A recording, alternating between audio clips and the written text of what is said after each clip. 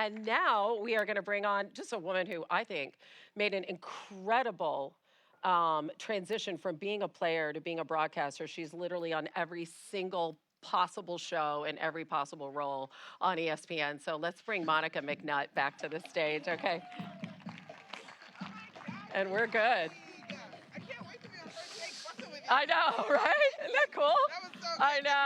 I know. All right. Have a good one.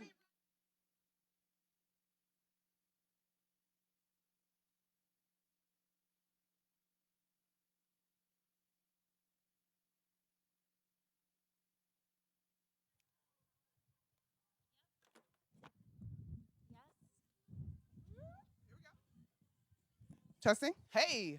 All right, great. It's beautiful outside. We've been sitting around. We're going to play a quick game of Simone Says because it's ESPNW, so not Simon Says. Yes? So stand up. Come on, quick. Hurry. I only got like 4 minutes that I'm stealing, and Rachel's probably pulling her hair out. I love you, Rachel. We'll be okay, I promise. Okay, ready? Simone Says, touch your head. Simone Says, wave your right hand. Wave your left hand. Sit down, wave your left hand, you lose. Simone didn't say it. If you waved your left hand, sit down. Here we go. Simone Says, tap your foot. Simone Says, you can stop waving your hands. Simone Says, give someone a high five. Give someone else a high five. Sit down if you gave a second high five. You're not listening. Sit down. All right, here we go. Simone Says, if you're wearing sunglasses, put them on. Simone Says, if you're wearing sunglasses, take them off. Simone Says, wave your badge. Put your badge down. Ooh, look at y'all listening. Simone Says, put your badge down. Amazing. Simone Says, have a seat. Simone Says, stand up. Simone Says, stretch. Do a different stretch. Oh, got a few people. Simone Says, you can stop stretching. All right, amazing. Simone Says, clap twice. 2 times now, y'all. Oh, listening, excellent. Simone Says, you may have a seat. Simone Says, give me a 1, 2, 3, woo, 1, 2, 3. Amazing, great guys, having a good time. We're done with Simone Says, yes? All right, awesome. I'm here to set us up for our W Power Talks, y'all. I mean, this has been such a great summit, tremendous conversations, lots of nuggets. Becky and Hannah were both terrific, but it's been just a great run of show all the way throughout. All right, so our W Power Talks are single topic, 10-minute or so presentations by leading voices from the sports industry and beyond. And we have a fantastic lineup with us today because that's the way we do it here at the ESPN Women in Sports Summit. First up, we have Kate Johnson, guys. Kate is a director. Yes, applause for Kate. Absolutely. Kate is the director and head of global sports and entertainment, marketing, partnerships, content, and media at Google. She is tasked with building the company's strategic approach to sports and entertainment partnerships across the company's many business verticals. Kate is an Olympic silver medalist and world champion rower, and she is an amazing champion for women's sports. Please welcome to the stage, Kate Johnson.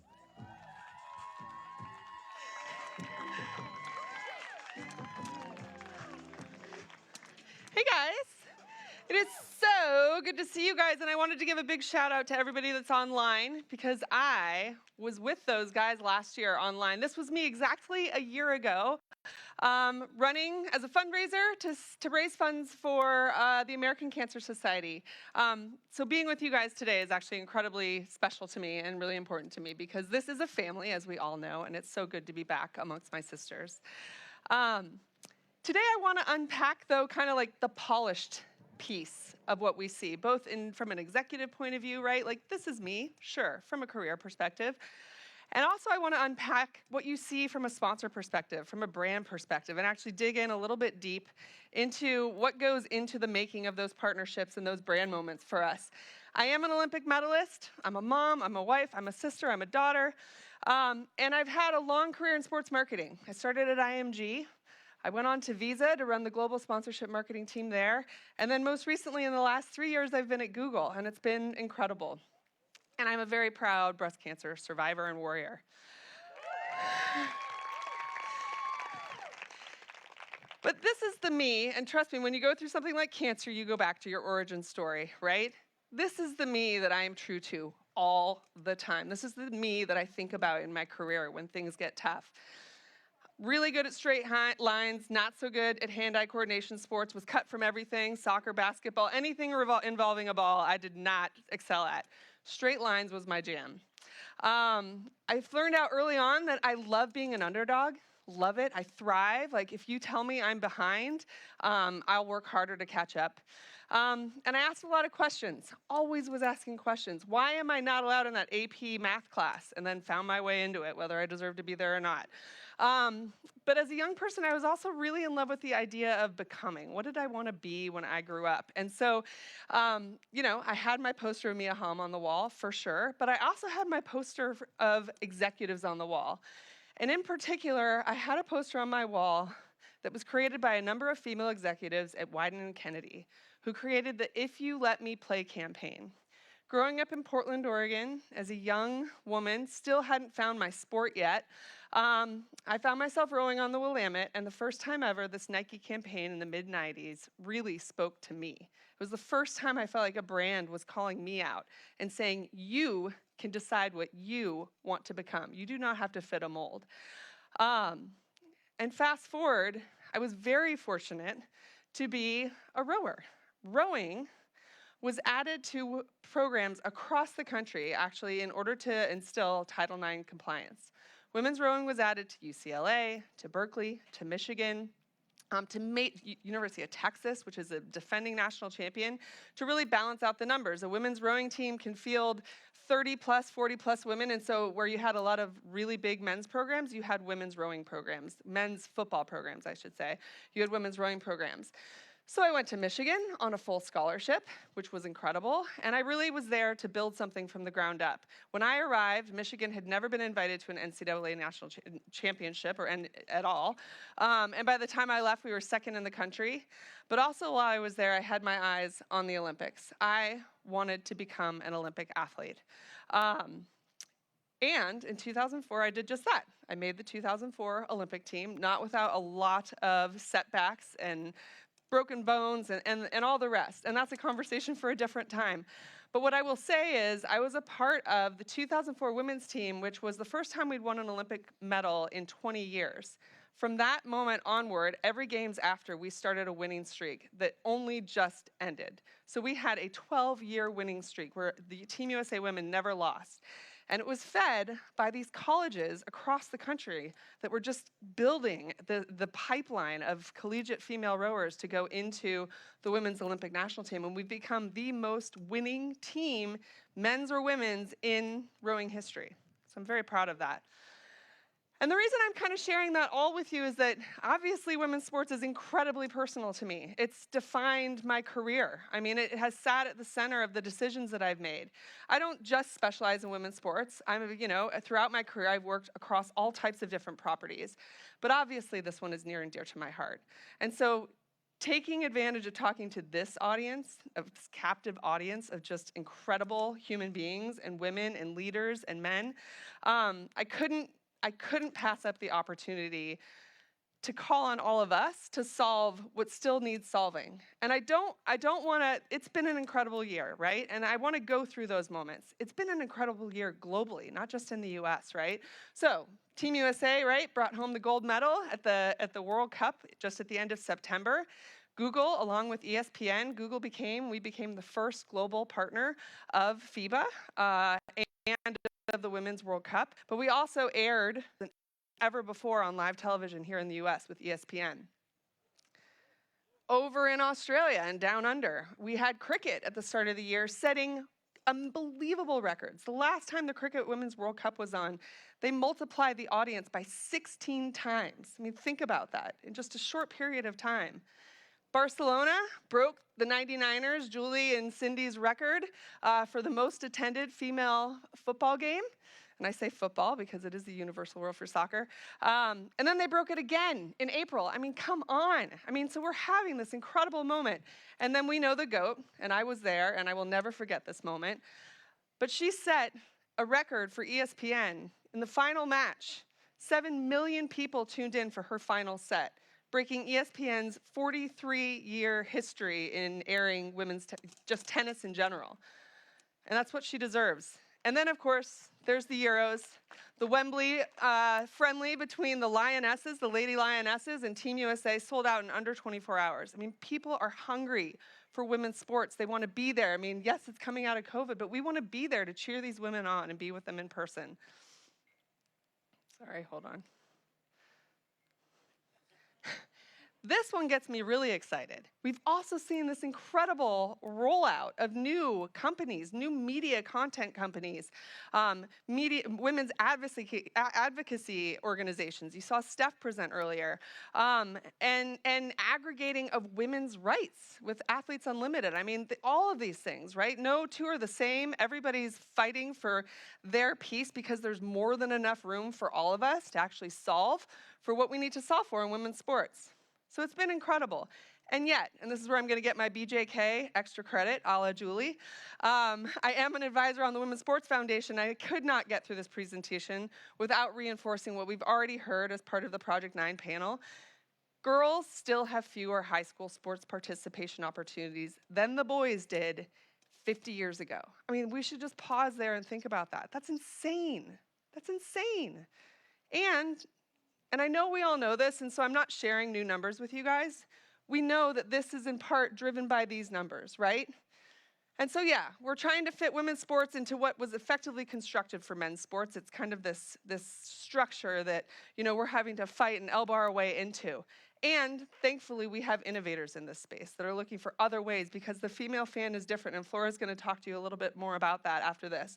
But I couldn't help get through this presentation without focusing on these numbers, right? We know, and I will say, I use these numbers, and I want you to use these numbers when you're talking to your executives. Google is a big company. You need shocking numbers to kind of shake people up and wake them up and to say, hey, this really matters, and we want to be paying attention to this because young girls, us all here, you cannot be what you cannot see, right? So representation of women in media, in sponsorships, in brands, in coverage, in periodicals, you name it. We need more. There's never enough. And so I know we all are all here because the urgency is real.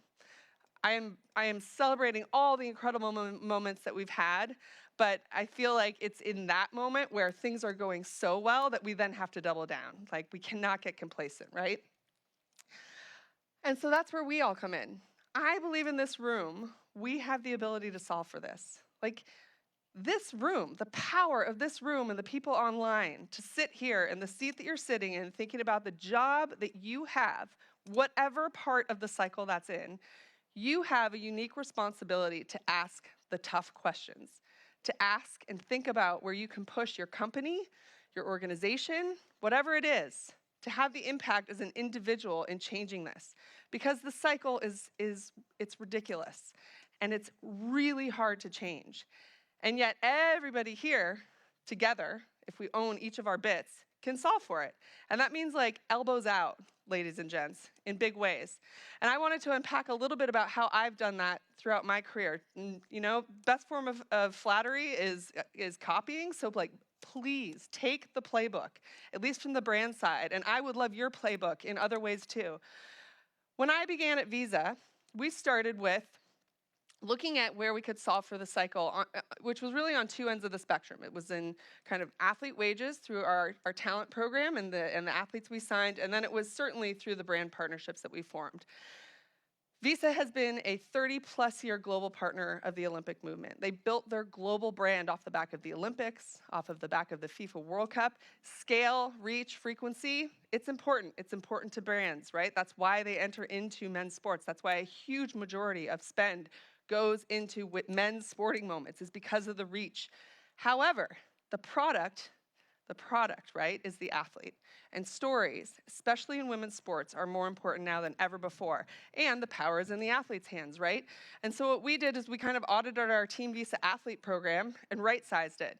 It was only fitting that, especially for an Olympic program globally, where women were winning, and Team USA, I think, would have ranked 4th overall in the medal count if the Team USA women alone had competed as a country in 2016.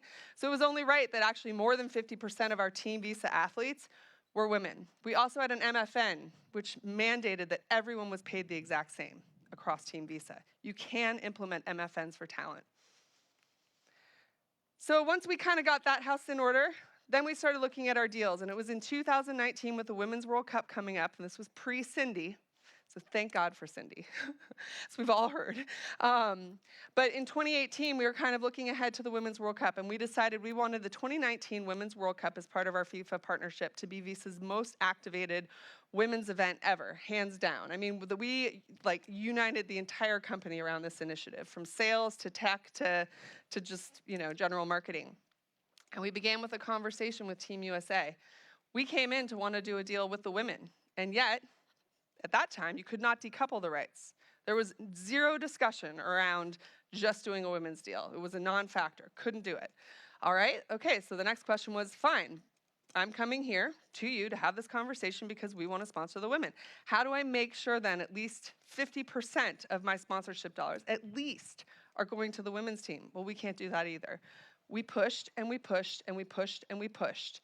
And we mandated it. It became a contractual term in our agreement, in our sponsorship of Team USA soccer, that over 50% of Visa's funds would go to the women's team, which I believe is the brand's role in the equal pay movement. Do not underestimate the power you have at the negotiation table to change the narrative. Like, ask the obvious questions. Where is my money going? I'm sponsoring you. Where's it going? How are you spending it? We have the right, it's our dollars. So then I got to Google. Holy cow, right? Massive company, 5 billion users, right? So awareness is not our thing anymore, right? Reach, scale, frequency, sure. But we've a captive audience in the 5 billion, including yourselves. However, we did have the unique opportunity, and this is what got me so excited about being at Google, to solve for the women's piece through our products, right? We all use these every single day, making sure that search and how our knowledge products are showing up is driving discoverability of women's events and is mitigating inequities across our products. And this is an ongoing effort, real time. I was talking to Julie about this earlier.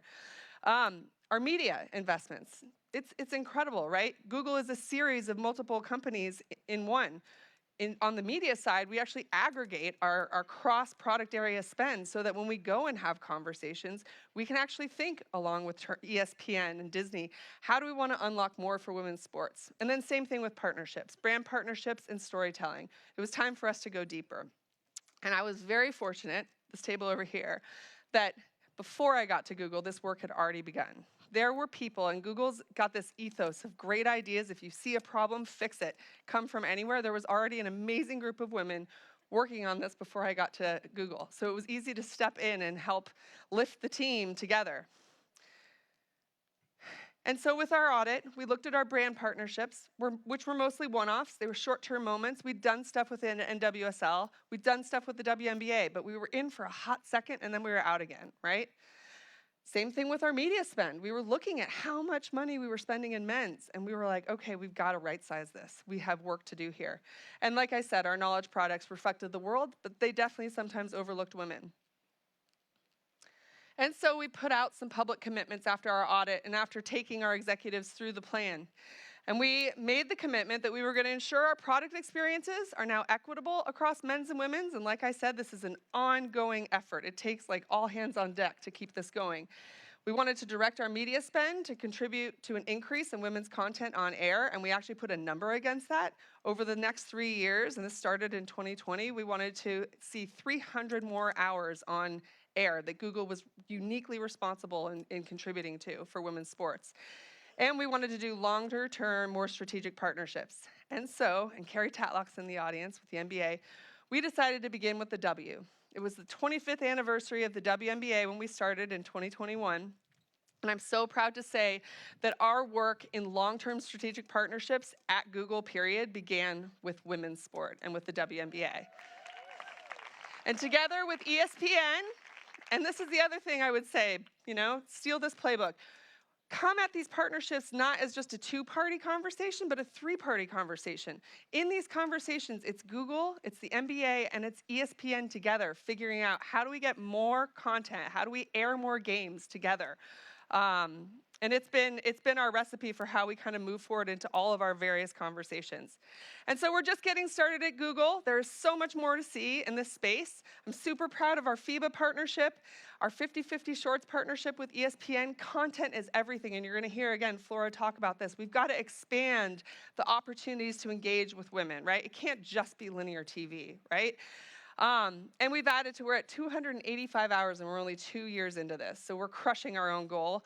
And we're using our trends, data, and insights to tell a different story about how fans engage with women. And so my question for you guys is, if not us, then who? If not us sitting in this room, who's gonna solve this, right? Who's gonna fix this? And if not now, then when? What are we waiting for, right? Biggest moment in women's history, sport history is happening now. Equal pay, you name it. Like, now is the time to double down. And so here's my little playbook and my ask of each of you. Think about it. When you go home tonight, you get quiet with yourself. Think about your role in your organization and what you uniquely are going to own and do to change the game. Ask where the money is going. Why isn't it being aired? Arm yourself in those questions with the facts and data that make you informed. Take it to your executives, right? Fans of women's sports are more tech savvy. Flora's gonna kill it with that. And 90%, think about this audience, right? How many of us grew up playing sports? I know this is like, not fair to ask that question in this audience, 100%. But come on, we saw the McKinsey report just come out. Women are leaving executive positions right now at a faster rate than ever before. We need girls playing sports. So let's do this, right? Let's crush it. Okay, thanks you guys. Thank you so much. Over to Monica. Hey, Kay. Oh, hey. I'm deciding whether I want to call you Kate Dog or Killer KJ. How about just KJ? I haven't. KJ? Okay.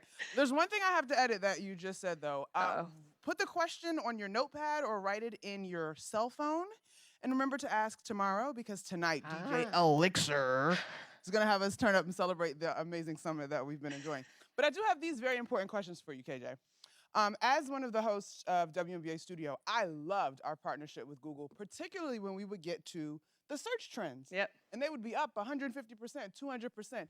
Give me a little bit of the insight behind that, because I thought it was one of the most effective things we did. I love them. Yeah, one of the first things we did is we actually tried to figure out what our superpower was. I mean, Google's got a lot of superpowers, but wow, what a superpower in being able to see how you guys are all searching around the major moments in sports and in women's moments in sport, right? What that means is when we see how people are searching, we can respond to it. So we know, here's a great example. During COVID, when people were bored, they were searching a lot for really random things. But one of the things with the Netflix documentary, The Last Dance, was people were searching about the white mamba and Diana Taurasi. I mean, it was so cool to see these spikes in real content. And what that means is for Google is we can kind of take those insights that are public, you have access to them too, and then figure out how do we real-time engage with fans about the stuff they care about versus us trying to figure it out and talk at fans randomly. So to answer the question that I was asked, those 200% spikes and such, those numbers were real. It's incredible stuff. All right, you mentioned this in your talk, KJ, but I want you to elaborate on it a little bit more. Visibility is so important for future generations, and Google's partnership with ESPN allows us to put WNBA athletes in particular and other women athletes on the front page, on the big stage. Why is that so important for generations to come as you see it?